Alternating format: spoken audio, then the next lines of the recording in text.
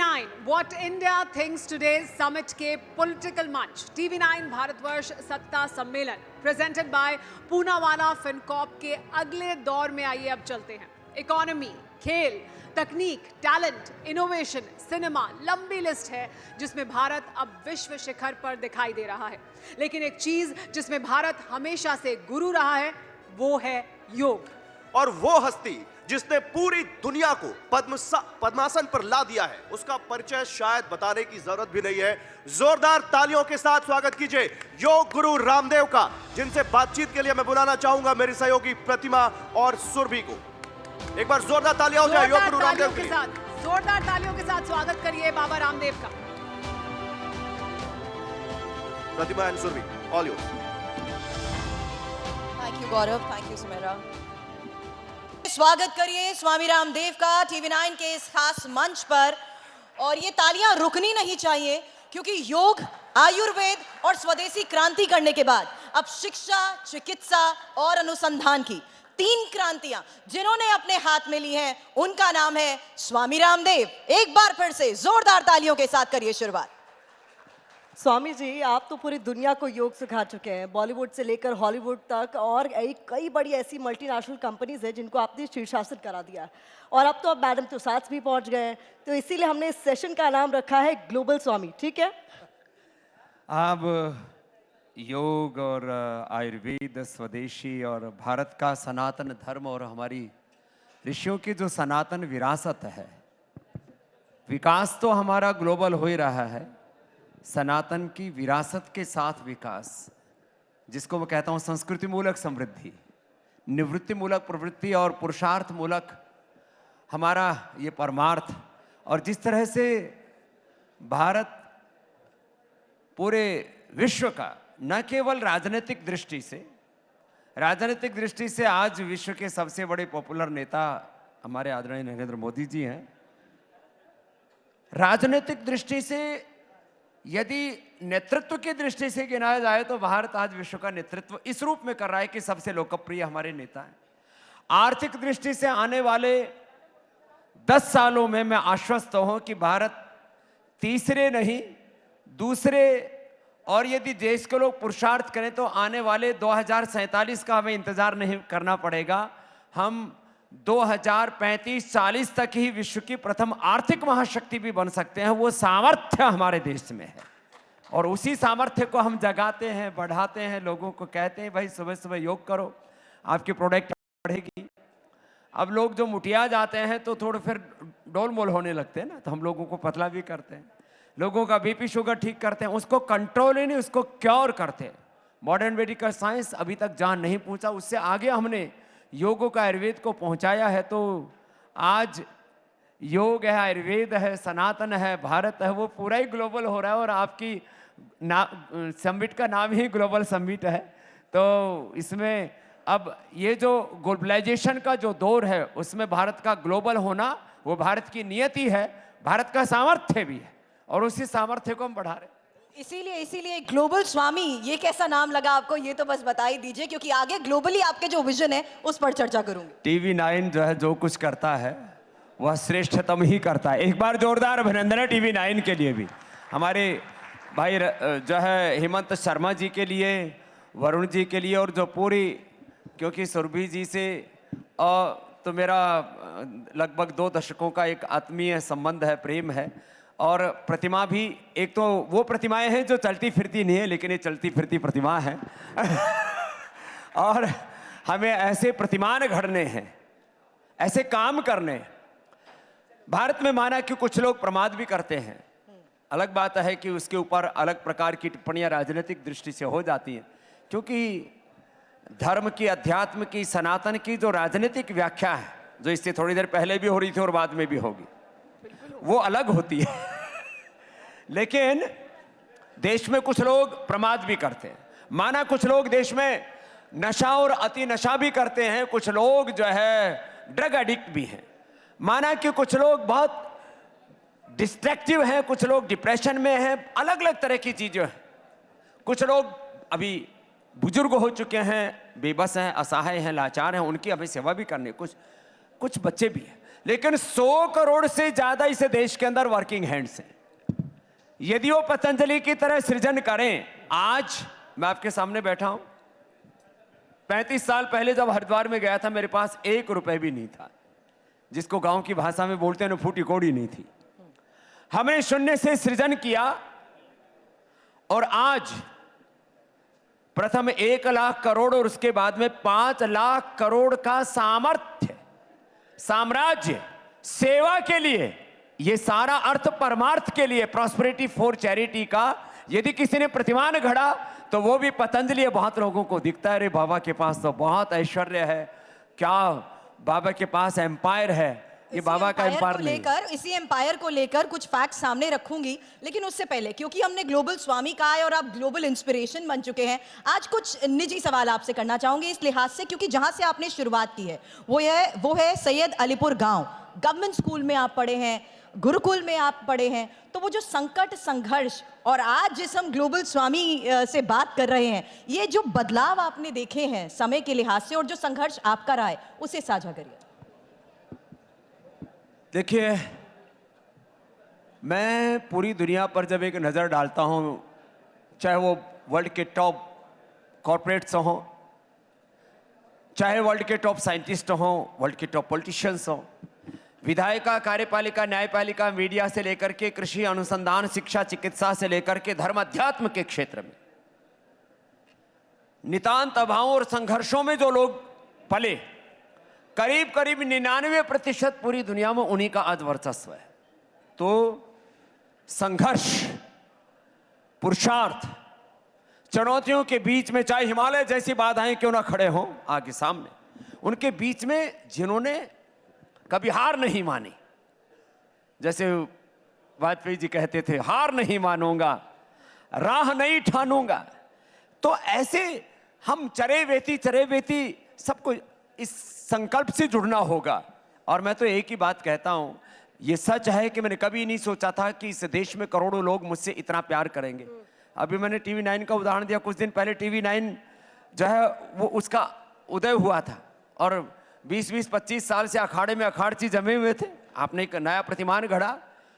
ऐसे ही जिस धर्म के क्षेत्र में, अध्यात्म के क्षेत्र में, योग के क्षेत्र में हम आए तो वहां तो बड़े बड़े पहले से ही शंकराचार्य बड़े बड़े धुरंधर थे और हमको लोग धक्का मार के साइड में कर दिया करते, क्योंकि वैसे भी बोले मंदिर का पेट और बाबा का गेट दूर से ही दिखता है ऐसी हालात थी। और ऐसे परिवेश में हम ने आकर के यहाँ अपने सेवाएं शुरू की। आज मेन स्ट्रीम मीडिया के अलावा सोशल मीडिया में 1.25 करोड़ से के करीब लोग मुझे फेसबुक पर फॉलो करते हैं, 1 करोड़ से ज़्यादा लोग मुझे यूट्यूब पर फॉलो करते हैं। 800 करोड़ से ज़्यादा बार मेरे वीडियोस को देखा गया, 800 करोड़ से ज़्यादा बार। नहीं तो बाबाओं को, अरे बोले बाबा है छोड़ो ना, पढ़ा रहने दो ना, अब कहते हैं अरे बाबा है जरा देखो ना क्या बोल रहे हैं। तो ये चीज करने के लिए यदि मैं पहले बच्चा था तब 5 बजे उठता था, गुरुकुल में गया तब 4 बजे उठता था, तो आज मैं 3 बजे उठता हूं। आज भी 3 बजे का उठा हुआ यहां पर पहुंचा हूं और रोज रात को 10 बजे तक 18 से 20 घंटे मेरी रोज की दिनचर्या है कि मैं भारत माता की सेवा, उसी को अपना धर्म समझता हूं। मैं समझता हूं ये बात यदि पूरे देश में आ जाए। आप जब अपने फॉलोअर्स की बात कर रहे हैं ना, तो मुझे पूरा यकीन है आपके कुछ फॉलोअर्स यहाँ पर भी हैं जो आपके वीडियोस देखते हैं, आपको फॉलो करते हैं, आपका योगा सीखना चाहते हैं, क्योंकि कई क्षेत्रों में उनकी मदद हुई है। लेकिन बात जब हम पतंजलि के प्रोडक्ट्स की करते हैं तो हम देसी घी तक तो ठीक था, फिर देसी परिधान पर भी आ गए, डेयरी प्रोडक्ट्स तक ठीक था, फिर उसके बाद हमने देखा ब्यूटी प्रोडक्ट्स भी आ गए। कुछ छोड़ा है बाबा रामदेव? नहीं, देखो लक्ष्य क्या है आपका? लक्ष्य है ये भारत विश्व की राजनीतिक महाशक्ति बने, आर्थिक महाशक्ति बने। हम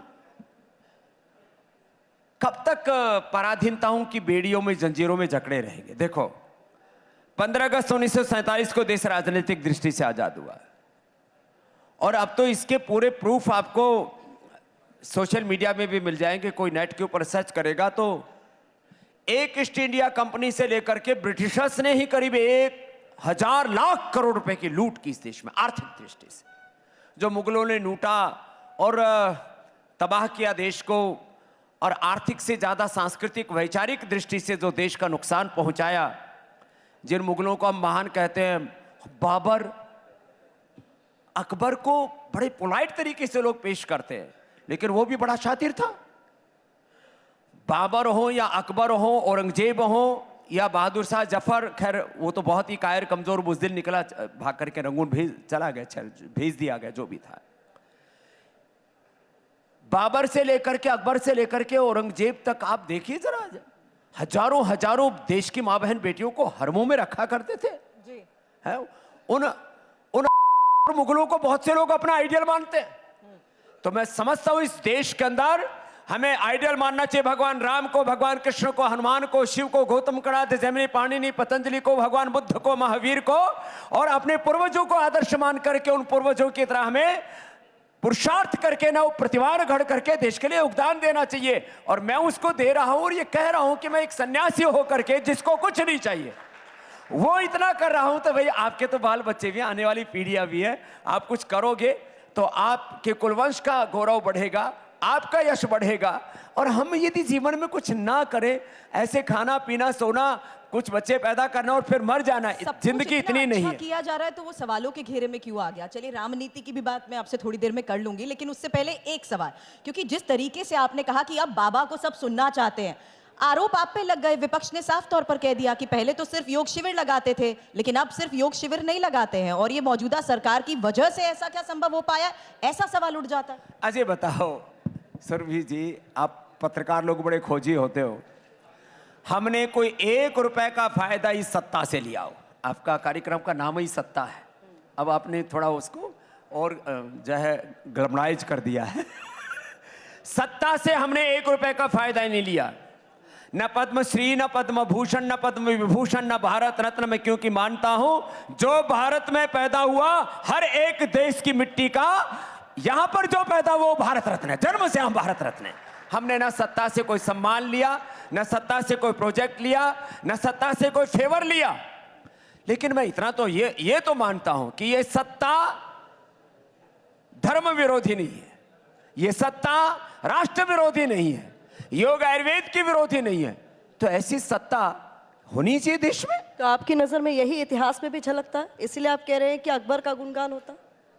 नहीं, मैं कहता हूं कि महान हमारे पूर्वजों के इतिहास को न पढ़ा करके 80% यहाँ पर मुगलों को, ब्रिटिशर्स को और जिन लोगों ने इस देश की सांस्कृतिक, वैचारिक, आर्थिक, राजनीतिक बहुत तरह से हानियां की, उसको उनको यहाँ पर बहुत ज्यादा महिमा मंडित किया गया, और अपने जो रियल हीरो थे इस देश के उनको बिसराया गया।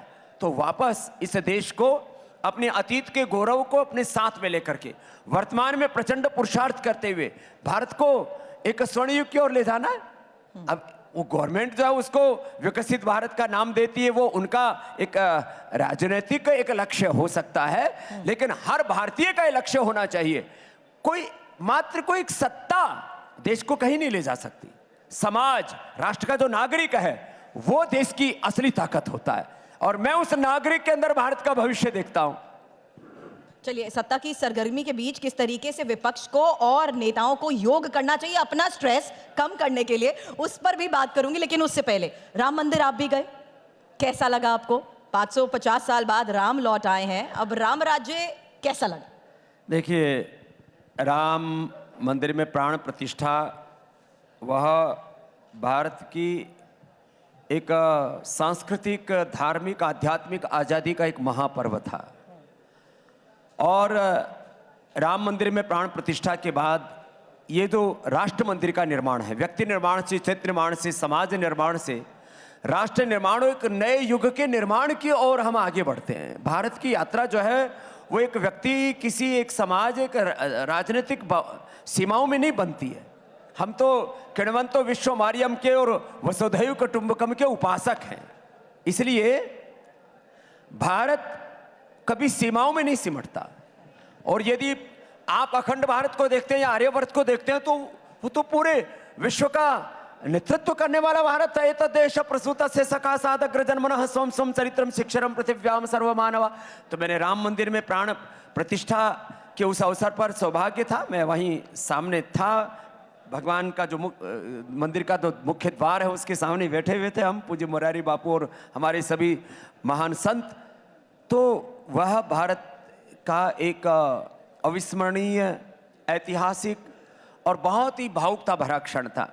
मैं ओंकार निराकार गायत्री का उपासक हूँ, तब भी जिस तरह से प्रथम विग्रह का दर्शन किया तो करीब आधे घंटे तक मेरी आंखों से अश्रुपात होता रहा। वो एक, अब उसमें कोई राजनीति ढूंढे वो उनका विषय है। जो सौभाग्य आपको प्राप्त हुआ वो विपक्ष के नेताओं को भी प्राप्त हो सकता था, लेकिन ससम्मान उन्होंने न्योता ठुकरा दिया। अब उस पर यह कहा जाना कि जो राम मंदिर की प्राण प्रतिष्ठा में नहीं गया वो राम विरोधी है, आप मानते हैं?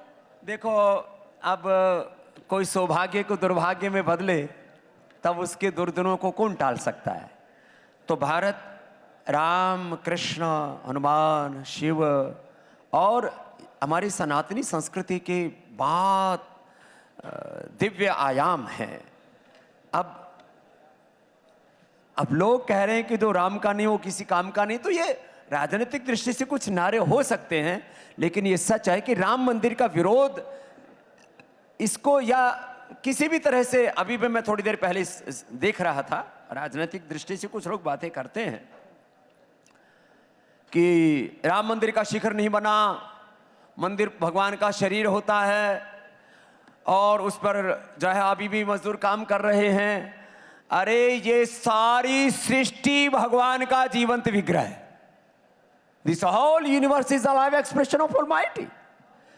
यस्य भूमि प्रमांतरिक्षम उतोदरम दिवम यश्चक्र मूर्धारम तस्मै ज्येष्ठाय ब्रह्मणे नमः।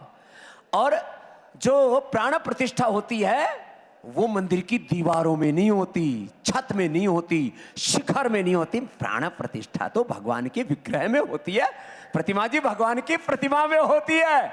अब कौन इन नादान लोगों को समझाए, मैं मूर्ख कह दूंगा तो विवाद हो जाएगा। बिल्कुल, लेकिन इन्हीं सवालों के बीच में उस उत्सुकता में सवाल ये भी आ गया है कि काशी में भोलेनाथ और मथुरा में कन्हैया अपने मूल स्थान पर कब आएंगे? तो भोलेनाथ कोई काशी में नहीं आएंगे, कृष्ण कन्हैया मथुरा वृंदावन में है तो मक्का मदीना में आएंगे। ये तो भैया ये भगवान की भूमि है, तो भगवान अपनी भूमि पर विराजेंगे और वो हमारा गौरव है। किसी ने मक्का मदीना पर विवाद किया, किसी ने वेटिकन सिटी पर विवाद किया, क्यों मथुरा वृंदावन पर विवाद करते हैं, क्यों काशी विश्वनाथ में विवाद करते हैं? भगवान इनको सद्बुद्धि दे, नहीं तो इनको सदगति दे, मोक्ष तो जिनको आप सद्बुद्धि देने के लिए कह रहे हैं ना, वो कह रहे हैं मुस्लिम धर्मगुरु कि हमारे सब्र का इम्तिहान लिया जा रहा है। देखो, एक है भारत का राजनीतिक संविधान, एक भारत का है सांस्कृतिक संविधान। भगवान राम, भगवान कृष्ण, भगवान शिव ये देश के सांस्कृतिक संविधान है, विधान है, और ये भारत के भाग्य विधाता हैं, ये भारत के प्राण प्रदाता हैं। भारत वहीं से शुरू होता है और उन्हीं में पूरा होता है।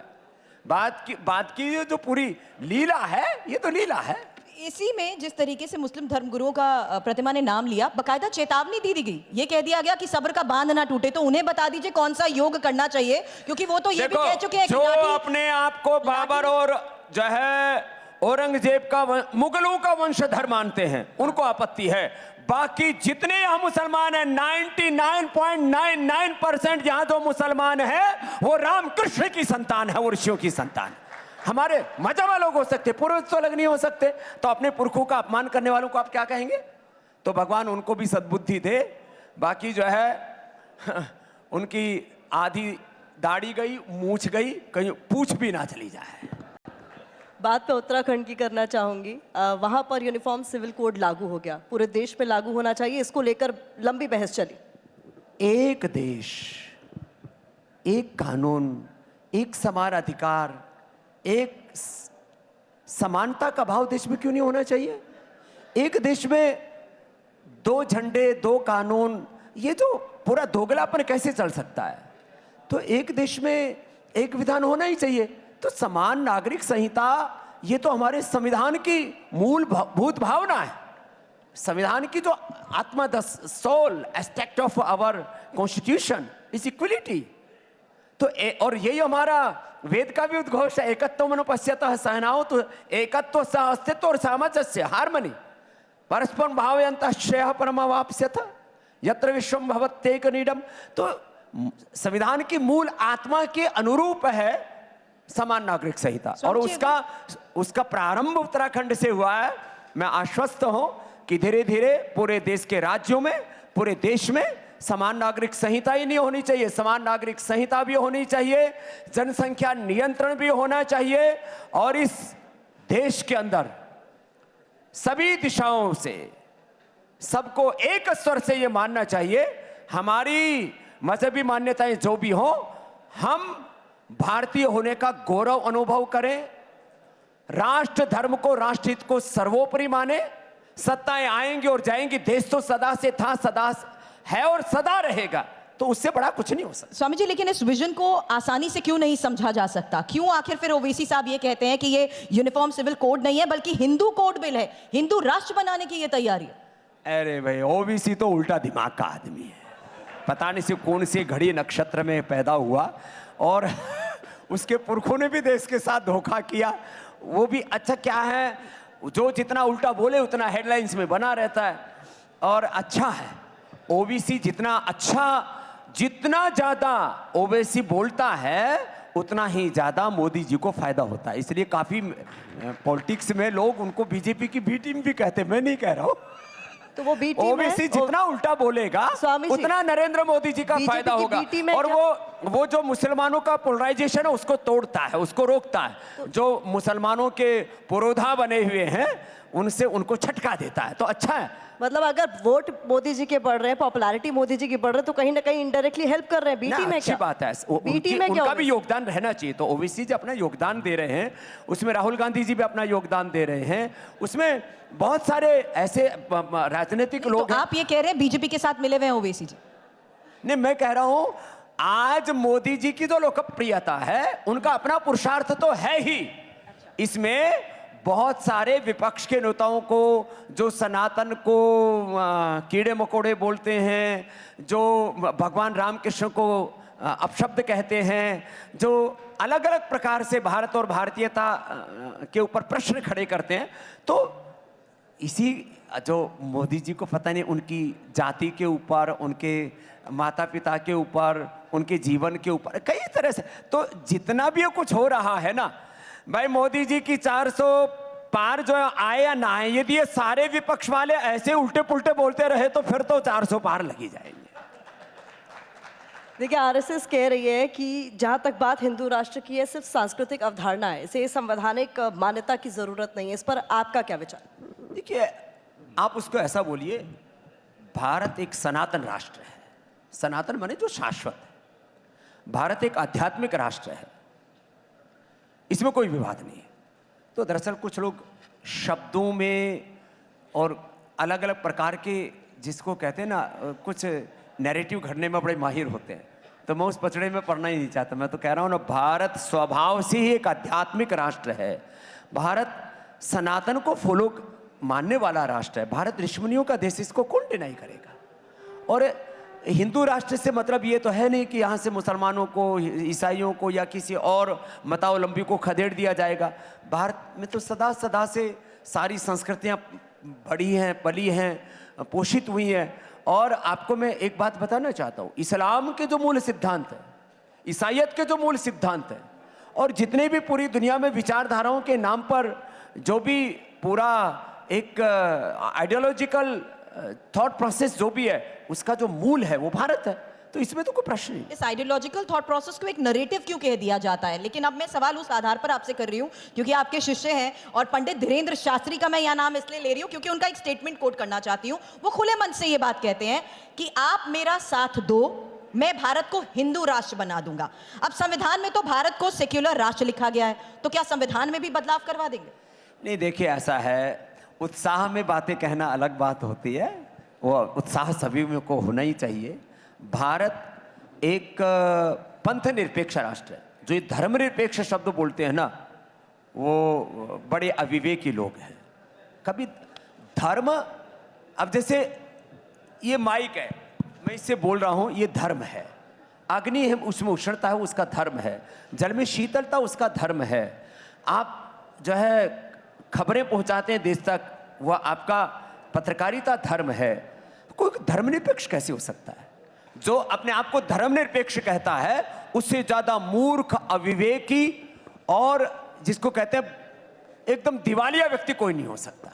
तो इसलिए भारत एक पंथ निरपेक्ष राष्ट्र है और इसकी जो आत्मा है वो सनातन है और इसका जो शरीर है वो सारे पंथ निरपेक्षता है। उसमें सारे मत, पंथ, संप्रदाय, विचारधाराएं, सब आइडियोलॉजिकल थॉट प्रोसेस हैं। लेकिन कुछ लोग यहां पर रिलीजियस टेररिस्ट हैं, बौद्धिक आतंकवादी, मजहबी आतंकवादी, राजनीतिक आतंकवादी। ये जो रिलीजियस टेररिस्ट हैं, ये जो पॉलिटिकल टेररिस्ट हैं, ये जो इंटेलेक्चुअल टेररिस्ट हैं, और कौन है? मैंने उनको कई बार तो बड़ा हमको भी लोग रगड़ते हैं। मैंने ये मजहबी माफिया, राजनीतिक माफिया, शिक्षा माफिया, चिकित्सा mafia, drug mafia, medical mafia कह दिया तो एक दिन तो हेमंत जी ने एक पूरी पंचायत लगा दी डॉक्टरों की और उसमें कई को मुझे धमकाना पड़ा। मैंने कहा चुप हो जा, फालतू की बकवास कर रहा है। तो ये सब लफड़े चलते रहते हैं, देश बहुत बड़ा है। चलिए, विवादों की बहुत बात हो गई, लेकिन मैं चाहूंगी अब आप एक राज खोल दें। मैं नाम नहीं लूंगी लेकिन आप समझ जाएंगे मैं किसकी ओर इशारा कर रही हूँ। बिहार के एक नेता है, कहा जा रहा है कि वो आपके शिविर में बहुत जाते हैं। सोशल मीडिया पर दरअसल एक पोस्ट वायरल है क्योंकि वो पलटी बहुत मारते हैं और वो 360 डिग्री घूमने लग गए हैं। देखो, हमने नीतीश जी को, लालू जी को, तेजस्वी जी को, सबको योग सिखाया। जब सबको योग करना चाहिए कि नहीं करना चाहिए? अरे भाई, पक्षों विपक्षों थोड़ा बोलो तो से कोई टेक्निकल प्रॉब्लम है क्या? आप लोग तो ऐसे बैठे हुए, मैंने सुना है कुछ लोग थोड़ा सा कुछ उनके पास रुतबा आ जाए ना तो रिएक्शन देना भी बंद कर देते हैं। सबको योग करना चाहिए कि नहीं करना चाहिए? इतनी सी बात है, तो इसमें पक्ष हो विपक्ष हो, नीतीश जी को कौन सा ऐसा योग सिखा दिया कि वो 360 डिग्री घूम गए? देखो, घूमना तो और घुमाना तो ऐसे ही चाहिए। देखो, अब वो कैसे घूमते हैं उनका उनसे पूछो, हम तो ऐसे घुमाते हैं। देखो,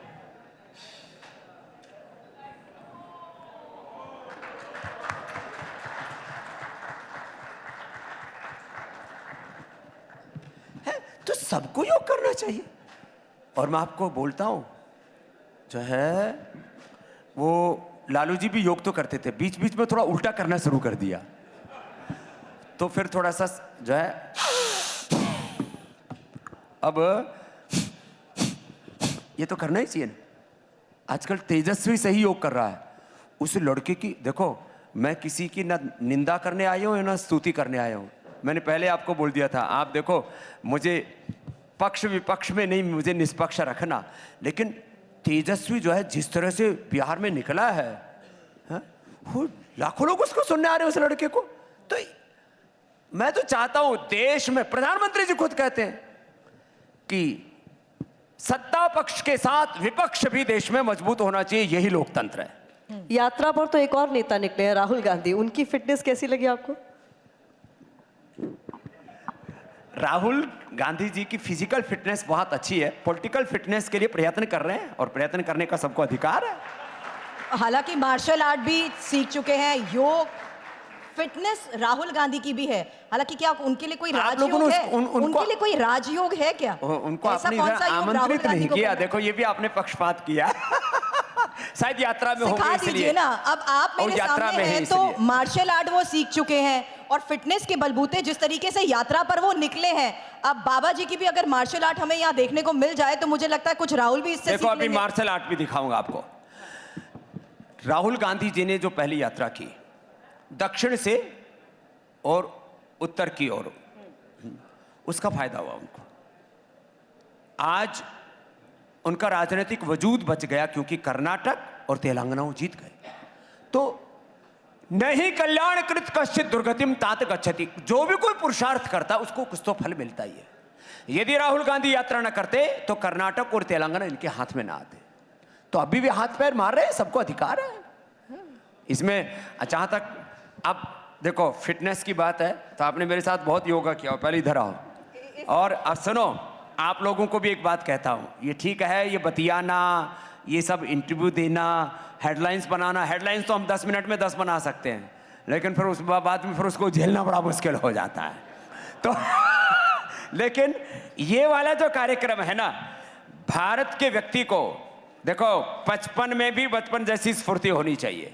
अब हम लोग जो है 55 में भी बचपन जैसी स्फूर्ति रखते हैं। इधर आओ।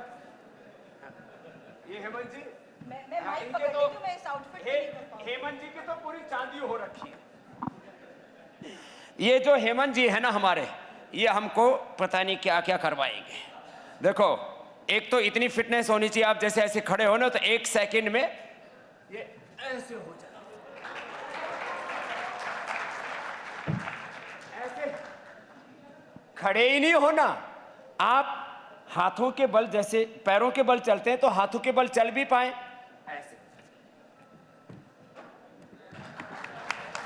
जोरदार तालियां। और जो है, जहां तक फिटनेस की बात है तो मैं ही संभाल लेता हूं माइक। देखो, अब इतनी फिटनेस होनी चाहिए कि आप ऐसे, माइक बीच में ही, जोरदार ये तालियां। ये फिटनेस होनी चाहिए। और ये फिटनेस पाने के लिए आपको योग करना पड़ता है। अब हनुमान जी का नाम तो सब लेते हो, हनुमान चालीसा तो पढ़ते हो। हनुमान चालीसा हनुमान दंड के साथ पढ़नी चाहिए। जय हनुमान ज्ञान गुण सागर, जय कपीस लोक उजागर, रामदूत अतुलित, अंजनी पुत्र पवन सुत नामा। ऐसे करो, ये ऐसे करनी चाहिए। इसको कहते हैं फिटनेस। तो ये है हमारा देसी व्यायाम। और जो इसको करता है ना, इसको ऐसे रहना चाहिए। जोरदार तालियां। और शीर्षासन, लोगों से सीधे सीधे बैलेंस नहीं बढ़ता, लेचर पचर चलते रहते। ये बैलेंस रहना चाहिए ऐसे। जोरदार तालियां। तो अब ये संतुलन पाने के लिए सुबह मेहनत करनी पड़ती है। लेकिन तालियां बजाने के लिए मेहनत नहीं करनी पड़ेगी, बल्कि ये भी एक बहुत अच्छा। तो देखो, ताली बजाने से किसी का सत्कार और आपका उपचार भी हो जाता है। बिल्कुल। और अब नहीं बजाओगे तो अगले जन्म में हो सकता है वैसे बजानी पड़े। लेकिन तो- बात, क्योंकि खैर, तो इतना भी ना कर पाओ अब तालियां रुकनी नहीं चाहिए, अब तालियां बिल्कुल नहीं रुकनी चाहिए। तो इतना भी ना कर पाओ। देखो, हम तो योग सत्ता वाले हैं, धर्म सत्ता वाले हैं, और योग शाश्वत है। इसी सत्ता सम्मेलन में राहुल गांधी का भी तो ये सवाल भस्त्री पूछे का जो अपने शिविर में बस बुलाने क्या आधा होंगे। मिनट मेरा मेन जॉब तो करने दो। तो मेरा जो मेन जॉब है वो योग है, भस्त्री का, कपालभाति, और ये अनुलोम विलोम बड़ा जबरदस्त है। मुझे लगता है एक बार किंग जोम को भी कराना पड़ेगा। पुतिन को तो करवाऊंगा नहीं, फिर तो इंडिया नहीं तो। ए हेमंत जी, अभी पुतिन को नहीं कराना, नहीं तो फिर आपका शाम का शो कैसे चलेगा?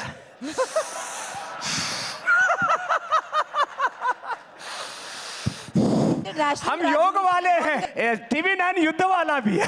नहीं, आप इंटरनेशनल राजनीति पे पहुंच गए। इस सत्ता सम्मेलन में मैं सत्ता से जुड़े राहुल गांधी की बात कर रही हूँ, वो आप मुझे नहीं बता रहे। उन्हें अपने शिविर में बुलाएंगे या नहीं, योग सिखाएंगे या नहीं? बहुत कुछ इम्बैलेंस है, शायद सब कुछ बैलेंस हो जाए योग से।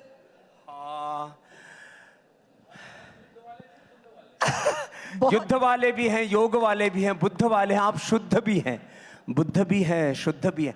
देखो, मैं इसलिए कह रहा हूं, देखो, जैसे सभी चीजों में एक संतुलन बना के चलता है इंडिया टीवी। और क्या करूं, दिमाग में पुराना वायरस आ गया।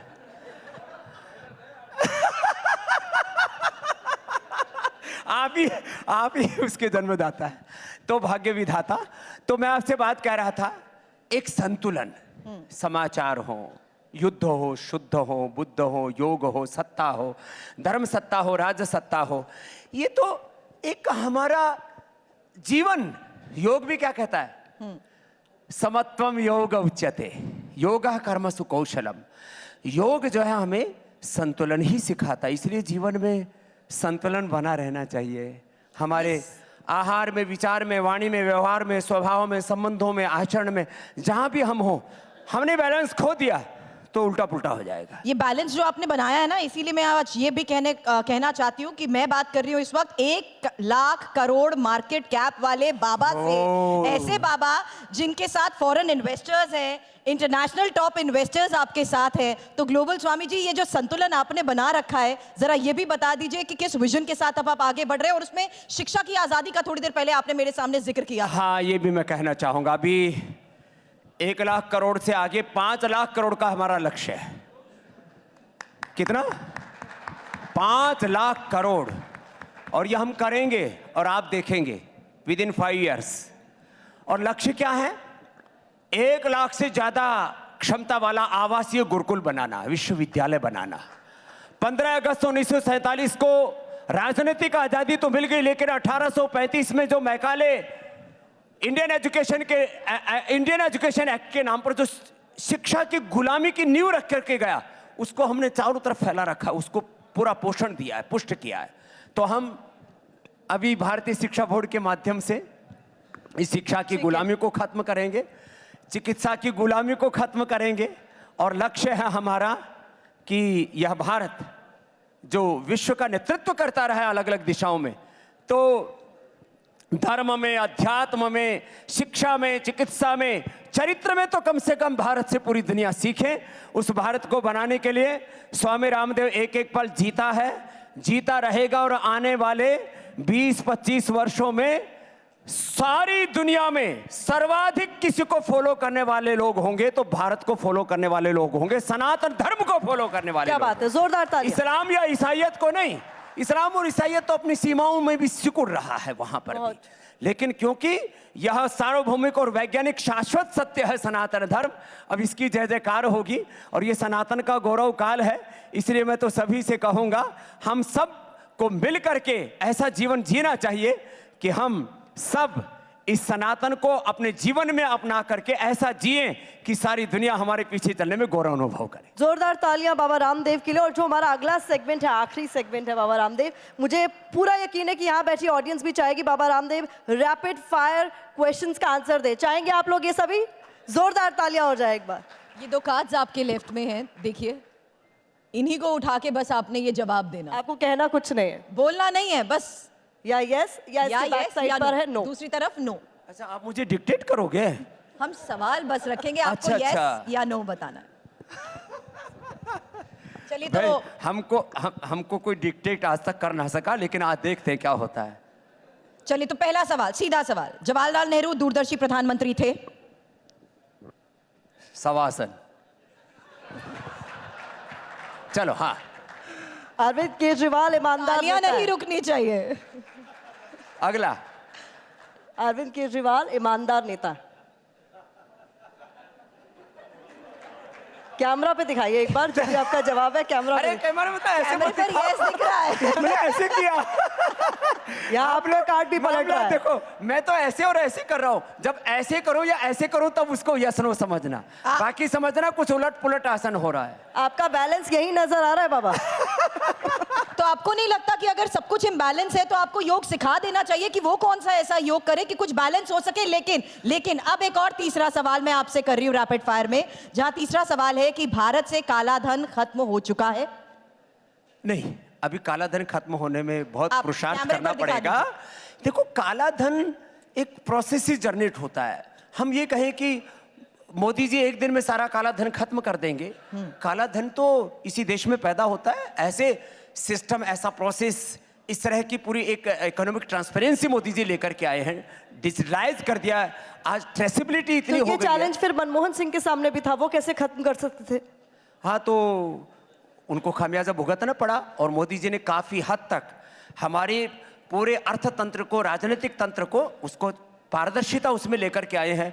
जो भी वो बेनिफिट पास ऑन करते हैं, लाभार्थी करोड़ों की संख्या में इसलिए तो हुए कि उन्होंने उस राजनीतिक भ्रष्टाचार को कम किया, खत्म किया। ठीक है, रैपिड फायर के अगले सवाल के लिए तैयार है आप लोग? जोश इतना कम क्यों है आप लोगों का? काशी मथुरा के लिए आंदोलन होना चाहिए या नहीं? काशी मथुरा के लिए आंदोलन नहीं होना चाहिए। काशी मथुरा के लिए सारे मुसलमानों को खुद आकर के खड़ा होना चाहिए। यस या नो? कि भाई राम और कृष्ण हमारे वंशज हैं और हम उनके वंशज हैं रामकृष्ण के, उनका मंदिर बनना ही चाहिए। ये पहल मुसलमानों को करनी चाहिए। यस चलिए, बहुत बहुत शुक्रिया TV9 भारतवर्ष के इस मंच पर हमारे साथ जुड़ने के लिए। और ये तालियां प्लीज बिल्कुल भी रुकनी नहीं चाहिए, क्योंकि जिस अंदाज में आज स्वामी रामदेव ने बड़ी बेबाकी से ये जो जवाब दिए हैं और सत्ता की सरगर्मी के बीच जो योग सिखाया है, वो TV9 की फिर से जय जयकार हो। TV9 ग्लोबल भी हो रहा है और जिस तरह से आपने सत्ता को, धर्म सत्ता को और सारी व्यवस्था को एक बुलंदी देने के लिए एक बुलंद आवाज यहां से दे रहे हैं, उसके लिए हमारे सारे विद्वान और विदुषी, हमारे एंकर्स को, हमारे हेमंत शर्मा जी जो सदा बाहर हैं, मैं इनको हेमंत शर्मा जी को कभी कभी सदा बसंत है, सदा बसंत, सदा बाहर है। बहुत बहुत धन्यवाद, बहुत बहुत प्रणाम। बोलो भारत माता की।